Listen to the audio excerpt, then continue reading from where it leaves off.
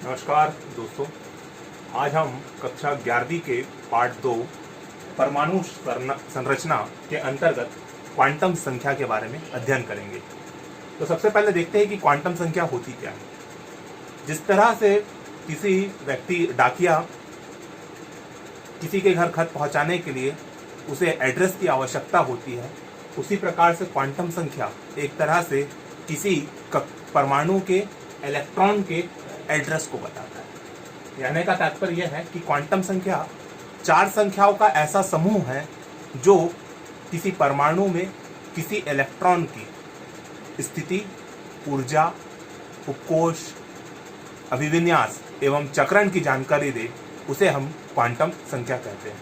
यानी कोई परमाणु है, जैसे कि कोई परमाणु का उदाहरण ले लेते हैं कि सोडियम में किसी परमाणु की किसी इलेक्ट्रॉन की स्थिति, उसमें मान लीजिए 10वें इलेक्ट्रॉन की हम बात करेंगे तो 10वें इलेक्ट्रॉन की उसकी स्थिति क्या है, उसकी ऊर्जा क्या है, उसका उपकोष कौन सा है, उसका अभिविन्यास क्या है एवं उसका चक्रण क्या है, इसकी जानकारी हमें ज्ञात करनी है। तो चार संख्या ऐसी है जो हमें उसकी संपूर्ण जानकारी देती है और उस चार संख्याओं के समूह को हम कहते हैं क्वांटम संख्या। चार संख्याओं का ऐसा समूह जो किसी परमाणु में किसी इलेक्ट्रॉन की कक्षक, उसके उपकोष, उसकी ऊर्जा, उसकी अभिविन्यास एवं उसके चक्रण की जानकारी दे, उसे हम क्वांटम संख्या कहते हैं। तो चार क्वांटम संख्या इस प्रकार से है। सबसे पहली क्वांटम संख्या है मुख्य क्वांटम संख्या। मुख्य क्वांटम संख्या, तो देखते हैं मुख्य क्वांटम संख्या क्या है। मुख्य क्वांटम संख्या जो होती है, इसे हम अंग्रेजी के स्मॉल लेटर के एन से दर्शाते हैं। मुख्य क्वांटम संख्या हमें किसी परमाणु के किसी इलेक्ट्रॉन की स्थिति के बारे में जानकारी देती है कि वो किस कक्षक में उपस्थित है, पहले कक्षक में उपस्थित है, दूसरे कक्षक में उपस्थित है, तीसरे कक्षक में उपस्थित है। इसकी जानकारी हमें मुख्य क्वांटम संख्या से प्राप्त होती है और मुख्य क्वांटम संख्या को हम एन से दर्शाते हैं। और एन का मान हमेशा पूर्णांक होगा, यानी एन का मान 1 हो सकता है, 2 हो सकता है, 3 हो सकता है, 4 हो सकता है, इस प्रकार से हो सकता है। एन का मान कभी भी शून्य नहीं होगा। एन का मान कभी भी शून्य नहीं होगा। तो मुख्य क्वांटम संख्या हमें इलेक्ट्रॉन की स्थिति के बारे में जानकारी प्रदान करते हैं, ठीक है, कि किस कक्षक में इलेक्ट्रॉन उपस्थित। दूसरी क्वांटम संख्या जो है वह है द्विगंशी क्वांटम संख्या, जिसे दूसरा और एक नाम से जानते हैं द्विगंशी क्वांटम संख्या, और एक नाम से इसे जाना जाता है कोणीय संवेग क्वांटम संख्या या फिर एजीम्यूथल क्वांटम संख्या। तो जो दूसरी क्वांटम संख्या है वह है द्विगंशी क्वांटम संख्या, जिसे और एक नाम से जाना जाता है कोणीय संवेग क्वांटम संख्या। कोणीय संवेग क्वांटम संख्या या फिर एजीम्यूथल क्वांटम संख्या। एजीम्यूथल क्वांटम संख्या। तो द्विगंशी क्वांटम संख्या को हम अंग्रेजी के स्मॉल लेटर के एल के द्वारा दर्शाते हैं। द्विगंशी क्वांटम संख्या हमें उपकोष की जानकारी देता है कि इलेक्ट्रॉन किस उपकोष में उपस्थित है।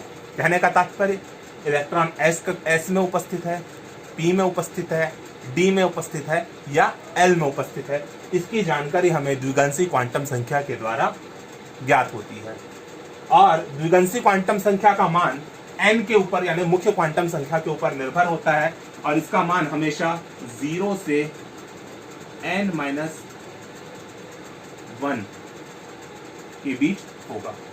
तो द्विगंशी क्वांटम संख्या को छोटे एल से दर्शाया जाता है और इसका मान जो होता है मुख्य क्वांटम संख्या के ऊपर निर्भर होता है और इसका मान 0 से लेके n-1 के बीच होगा। तीसरी जो क्वांटम संख्या है वह है चुंबकीय क्वांटम संख्या। चुंबकीय क्वांटम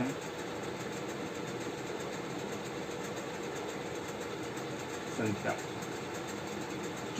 चुंबकीय क्वांटम संख्या को अंग्रेजी के स्मॉल लेटर के एम के द्वारा दर्शाया जाता है। और ये चुंबकीय क्वांटम संख्या जो है ये हमें अभिविन्यास की जानकारी देती है, इलेक्ट्रॉन के अभिविन्यास की जानकारी देती है। अभिविन्यास, जैसे कि हमें पता है कि अलग अलग जो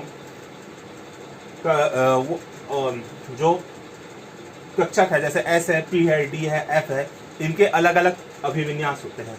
जैसे PX हो गया, P के 3 अलग अलग होते हैं अभिविन्यास, PX होता है, PY होता है और PZ होता है।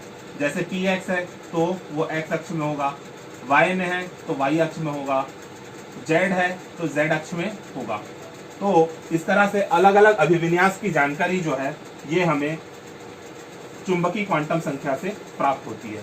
और m का मान जो होता है वो L के ऊपर निर्भर होता है, और m का मान हमेशा -L से लेके +L के बीच होगा।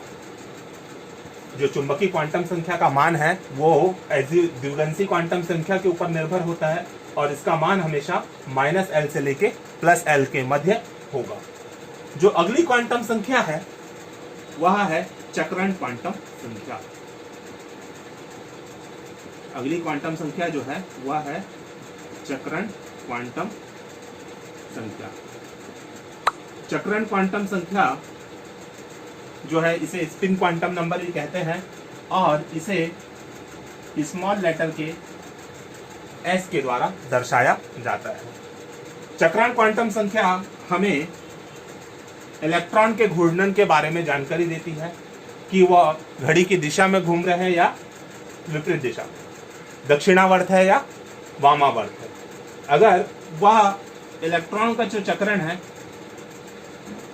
दक्षिणावर्त है तो उस समय इसका मान होता है +1/2, और यदि इलेक्ट्रॉन का चक्रण वामावर्त है तो उस समय इसका मान होता है -1/2। तो इस प्रकार से यह 4 क्वांटम संख्या, मुख्य क्वांटम संख्या, द्विगंशी क्वांटम संख्या, चुंबकीय क्वांटम संख्या और चक्रण क्वांटम संख्या, ये 4 संख्याएं मिलकर हमें किसी परमाणु में किसी इलेक्ट्रॉन की स्थिति, उसकी ऊर्जा, उसके उपकोष की जानकारी, उसके अभिविन्यास एवं उसके चक्रण की जानकारी प्रदान करते हैं। तो मुख्य क्वांटम संख्या n के द्वारा प्रदर्शित होती है और इसका मान हमेशा पूर्णांक होता है। द्विगंशी क्वांटम संख्या L के द्वारा प्रदर्शित होती है और इसका मान मुख्य क्वांटम संख्या के ऊपर निर्भर होता है, और यह हमेशा 0 से लेके n-1 के बीच होता है। चुंबकीय क्वांटम संख्या, इसका मान इसे n के द्वारा प्रदर्शित किया जाता है और यह हमें अभिविन्यास की जानकारी देती है, और इसका मान हमेशा द्विगंशी क्वांटम संख्या के ऊपर निर्भर होता है, जो कि -L से लेके +L के बीच होता है। उसी प्रकार से चक्रण क्वांटम संख्या जो है उसे S के द्वारा प्रदर्शित किया जाता है, और ये इलेक्ट्रॉन के घूर्णन के बारे में जानकारी देता है कि वह वामावर्त है या दक्षिणावर्त है। इसके 2 मान हो सकते हैं, +1/2 या -1/2। जब इलेक्ट्रॉन सही दिशा में, सीधी दिशा में घूमता है तो उस समय +1/2 होता है, और जब विपरीत दिशा में घूमता है तो -1/2 होता है। तो इसके आधार पर हम एक उदाहरण देखेंगे कि किस प्रकार से हम किसी इलेक्ट्रॉन की चारों क्वांटम संख्याओं को ज्ञात कर सकते हैं। ये प्रश्न JEE IIT नीट के पेपर में आता है। अलग अलग तरीके से प्रश्न पूछने का पैटर्न है, और बोर्ड एग्जाम के लिए दृष्टि से भी ये बहुत ही इंपॉर्टेंट है। जैसे कि मान लीजिए हम एक तत्व ले लेते हैं सोडियम।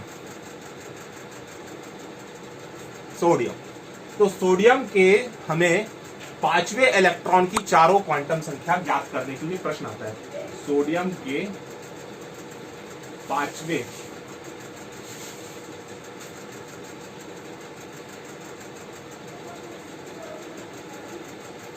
इलेक्ट्रॉन की चारों क्वांटम संख्या ज्ञात करें। चारों क्वांटम संख्या ज्ञात करें।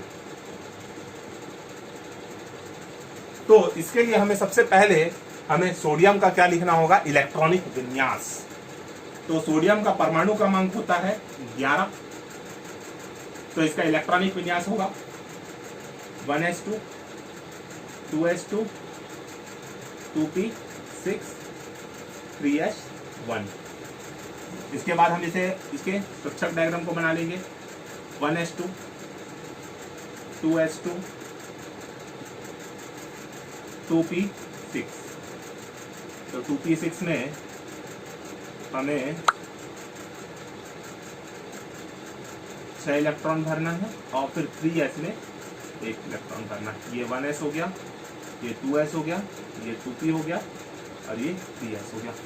अब इसके 5वें इलेक्ट्रॉन की हमको चारों क्वांटम संख्या ज्ञात करनी है, तो हमें सबसे पहले गिनना होगा कि इसका 5वां इलेक्ट्रॉन है कौन सा। तो गिनते हैं, पहला इलेक्ट्रॉन, ये दूसरा इलेक्ट्रॉन, ये तीसरा इलेक्ट्रॉन, ये चौथा इलेक्ट्रॉन और ये 5वां इलेक्ट्रॉन। तो 5वां इलेक्ट्रॉन जो है इसे हम थोड़ा हाईलाइट कर लेते हैं। तो इसके लिए हमें चारों क्वांटम संख्या यानी n, l, m और s का मान ज्ञात करना है। तो इसकी ऊर्जा हमको पता लग रही है, क्योंकि ये 2p में है, तो ये जो 2 लिखा है ये इसके n का मान होगा। जो सामने में 2 लिखा है वो उसका क्या होगा, n का मान होगा। l उसके उपकोष की जानकारी, यानी वो s में है, p में है, d में है या f में है। क्योंकि ये p में है तो इसके लिए l का मान है 1। इसके लिए मैं आपको एक बात बता दूं, जब भी उपकोष s रहेगा तो l का मान होगा 0, p होगा तो l का मान होगा 1, d होगा तो l का मान होगा 2 और f होगा तो l का मान होगा 3। इस बात को आप अपने दिमाग में बैठा लीजिए कि l का मान जो होता है वो अलग अलग होता है। s के लिए हमेशा 0 होगा, p के लिए 1 होगा, d के लिए 2 होगा और f के लिए 3 होगा। क्योंकि 5वां इलेक्ट्रॉन 2p में आ रहा है और ये p में है, इसलिए l का मान क्या होगा, 1 होगा। अब m का मान, जैसा कि मैंने पहले बताया कि चुंबकीय क्वांटम संख्या का मान l के ऊपर निर्भर करता है और वो -l से लेके +l के बीच होता है। तो -l यानी -1 से लेके +1, तो ये -1 ये हो गया, ये 0 हो गया और ये +1। क्योंकि हमारा 5वां इलेक्ट्रॉन -1 वाले खाने में आ रहा है, इसलिए m का मान यहाँ होगा -1। और s का मान, जैसे कि मैंने बताया था कि सीधे दिशा में जा रहा है इलेक्ट्रॉन, तो इसलिए इसका s का मान होगा +1/2। इस तरह से हम इसके 5वें इलेक्ट्रॉन की चारों क्वांटम संख्या ज्ञात कर सकते हैं, जिसमें n का मान है 2, l का मान है 1, m का मान है -1 और s का मान है +1/2। तो इस तरह से ये क्वांटम संख्या हम ज्ञात कर सकते हैं। आज के लिए इतना ही, हम फिर कल अगले टॉपिक के साथ मिलेंगे। धन्यवाद।